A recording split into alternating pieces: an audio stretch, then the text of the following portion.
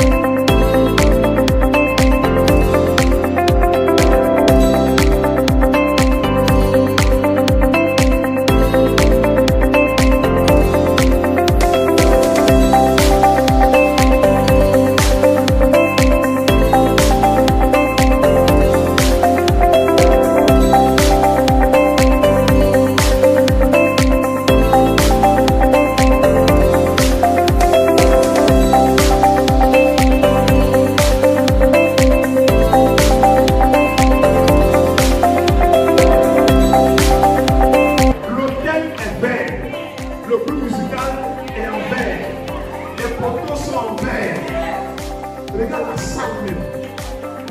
Est-ce que ça va avec la de parler même? Après, si tu parles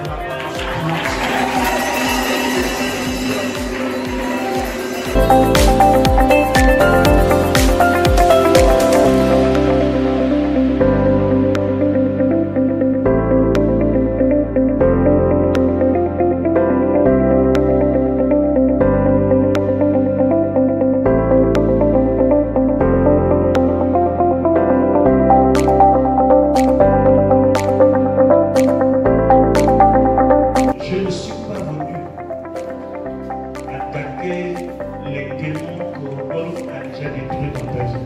Je suis venu attaquer les démons qui sont dans ton village.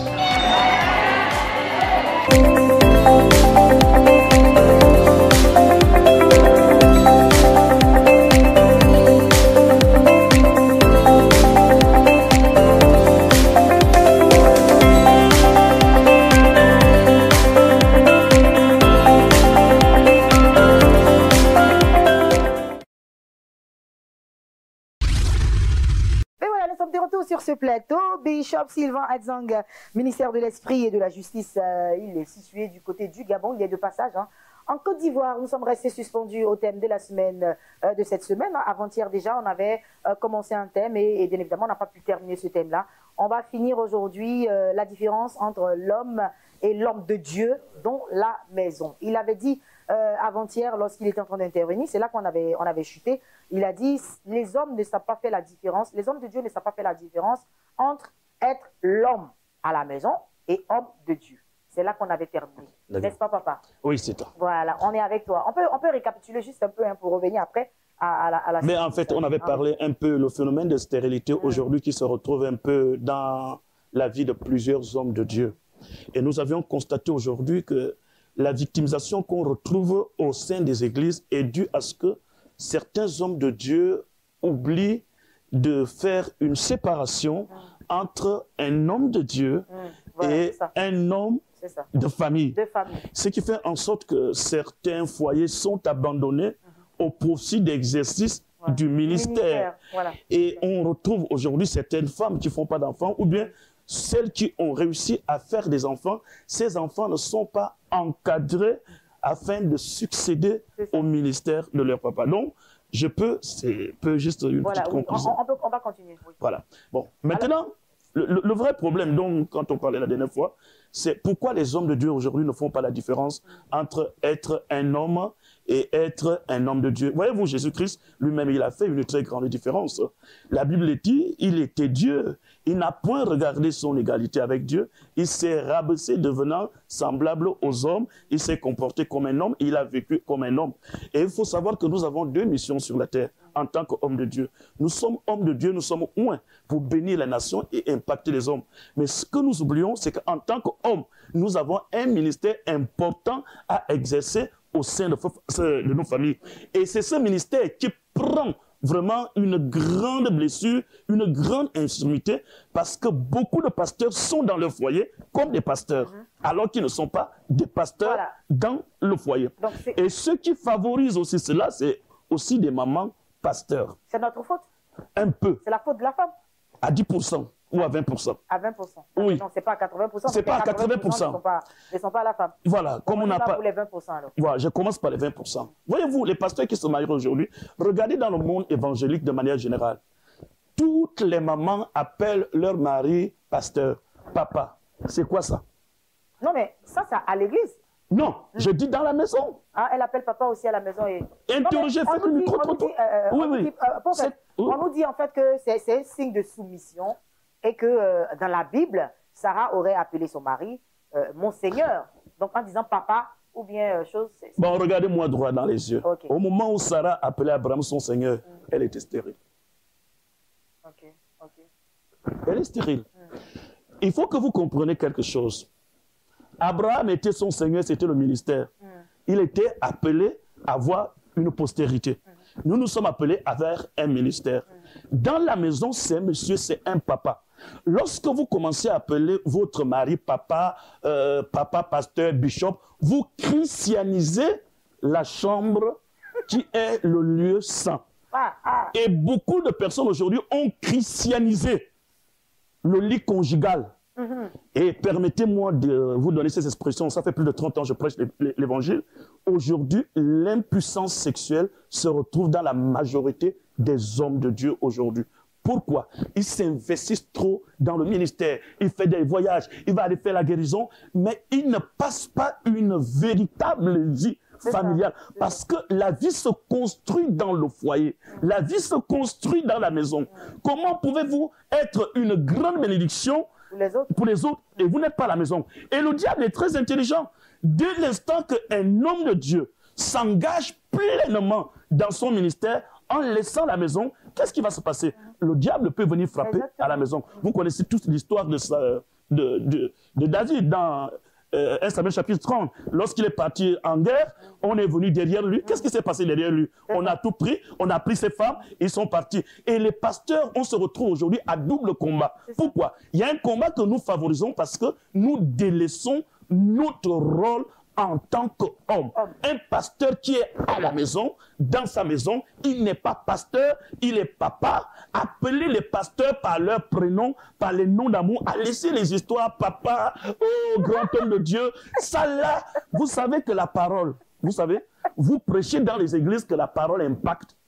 Est-ce que c'est seulement chez les chrétiens que la parole impacte? Pourquoi vous ne pouvez pas comprendre aussi que la parole que vous prononcez dans la maison aussi peut aussi impacter? Moi, je suis ton mari et tu m'appelles papa. Est-ce que papa et sa fille peuvent se retrouver dans le lit et dire papa? Ça ne peut pas passer.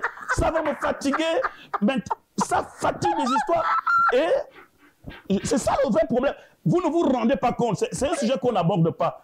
Mais dès l'instant qu'on sera très conscient que lorsque nous disons que la parole a un impact, mais nous n'avions jamais dit que la parole a un impact seulement dehors. Mais chez les pasteurs, la parole n'a pas d'impact. Non. Continuez à appeler vos maris papa, oh homme de Dieu, oh papa, oh homme de Dieu. À un certain moment, le sentiment sexuel va commencer à être dilué. Et vous êtes sur le lit, vous ouvrez la Bible. La Bible ne rentre pas sur le lit.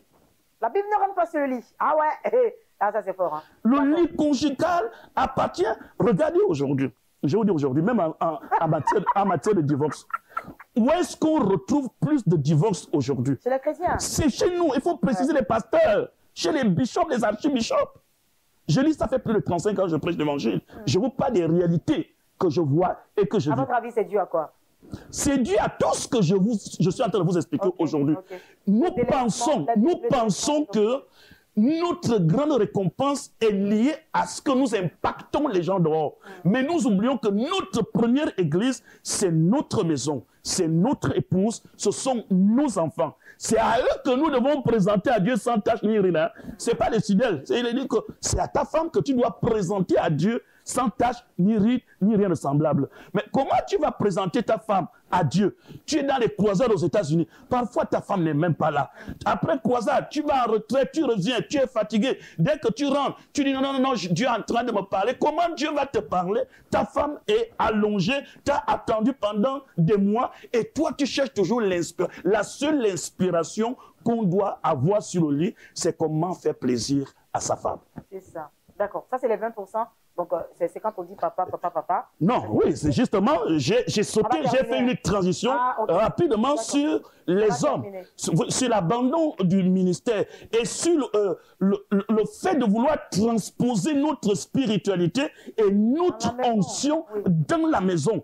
Regardez maintenant aujourd'hui, une femme n'arrive plus à parler à son papa, à son mari, lui faire la remarque, parce que c'est un homme de Dieu. Il est moi. Faut pas que Dieu me frappe. Femme, écoutez-moi. Dieu ne va jamais vous frapper. Vous êtes la personne indiquée à corriger votre mari, à dire que chérie, c'est pas comme ça. Pourquoi? Parce que c'est pour cette raison que vous avez été placé là. Tant qu'une aide. Comme une aide. Pas une aide semblable. Parce que si vous dites seulement une aide, ça fausse tout. La femme n'est pas une aide. La femme est une aide semblable. Cela signifie qu'il est presque comme toi. Il est à côté. Parce qu'une aide, est-ce qu'on dit qu'il est une aide? C'est-à-dire, bon, viens m'aider un peu ici, je vais faire là, et après, des gars, tu as terminé. Non. Une aide semblable, ça signifie qu'il y a des choses qui peuvent t'échapper, dont je peux avoir de l'inspiration. Donc, le mari comprend. Ce n'est pas une aide comme à l'atelier, c'est une aide semblable, c'est-à-dire qu'il est presque comme toi. Voilà qui est clair. Donc, je vais dire que pour toutes les personnes qui ont un problème aujourd'hui avec la soumission, là, on est en train de tomber carrément on est en train de lever l'équivoque sur ce que c'est que la soumission, moi je pense. Parce qu'aujourd'hui, il y a tellement de polémiques sur la soumission. La femme doit être soumise, ça veut dire que la femme ne doit pas parler. C'est ça en fait ce qu'on se dit aujourd'hui. Une femme qui est soumise, elle ne doit pas parler. Le gars doit parler, on doit dire, oh, merci mon Seigneur, c'est ce que tu as dit, c'est ça. Et je vous dis que dans un foyer... En 30 secondes, on a terminé. On parle de la polémique sur la soumission, allez-y. Oui, je parle de la polémique sur la soumission. Oui. Et je vais vous dire sincèrement, lorsque une femme perd l'autorité de la direction dans son foyer, même le ministère peut être détruit. Parce que Dieu a donné la capacité à la femme de dire la vérité que le diacre, le collaborateur ne pourra jamais dire à son mari. Seule la femme a cette capacité. Mais c'est le rang dans la soumission de l'esclavage, tout est abandonné, et le ministère et le foyer. Il y a une différence entre la soumission et l'esclavage. Oui, la soumission et l'esclavage. Aujourd'hui, quand on dit mon Seigneur, c'est l'esclavage. N'oubliez pas que nous ne sommes pas les Juifs, nous sommes les Ivoiriens, les Africains. On n'a pas la même tradition qu'on va appeler mon Seigneur. On enlève les choses, tout ça. Dis à une Gabonaise d'aller t'appeler ton Seigneur, il va te dire, mais tu as un problème dans la tête. Bon. Ouais, Merci beaucoup, Bishop. Merci infiniment. Allez, donc on va y aller. Le micro-trottoir aujourd'hui, la question qu'on pourrait se poser à nos téléspectateurs, on va plutôt aller dans le sens de la soumission ou qu'est-ce que vous proposez aux téléspectateurs pour qu'ils répondent? Est-ce que vous avez une idée pour nos téléspectateurs concernant le micro-trottoir? Bon, un exercice de rue? Posez-leur les questions qui sont simples à répondre parce que moi, je parle les choses qui concernent le royaume. Vraiment, les téléspectateurs ne pourront pas comprendre. Posez-leur les questions peut-être aujourd'hui. Oui. Qu'est-ce que vous pensez du mariage chrétien aujourd'hui? Et je fais une petite parenthèse pour te laisser la balle. Vous constatez, et c'est peut-être la prochaine émission, vous constatez que nos parents qui ne priaient pas, leur mariage arrivait, durait. Pourquoi nos mariages ne durent pas? Ce sera la suite. Mais voilà, pourquoi nos mariages aujourd'hui? Nous qui disons bébé, chouchou, je t'aime et tout ça.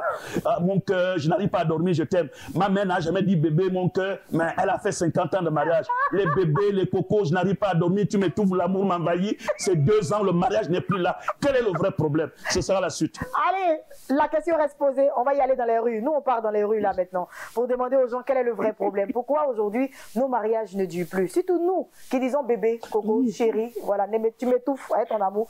Pourquoi nos mariages ne durent pas? Surtout en milieu chrétien. Parce que ce qu'il a dit, c'est une réalité. Et moi, j'ai fait des sondages aujourd'hui au palais de la justice.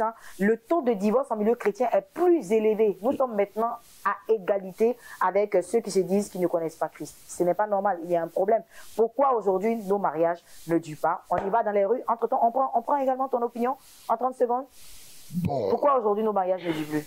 Parlons peu, parlons vrai. Oui, à ton avis? Ce que le bishop vient de dire est clair.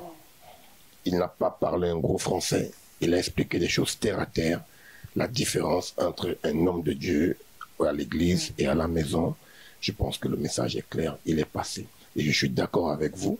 En quelques secondes, vous venez de m'interpeller sur beaucoup de choses. Et je pense que je devrais m'appliquer à suivre ce que vous faites. Ah, mais c'est bien ça. C'est bien. Ah, vous avez gagné une âme et un pasteur qui va rester à la maison maintenant. C'est bien prophète.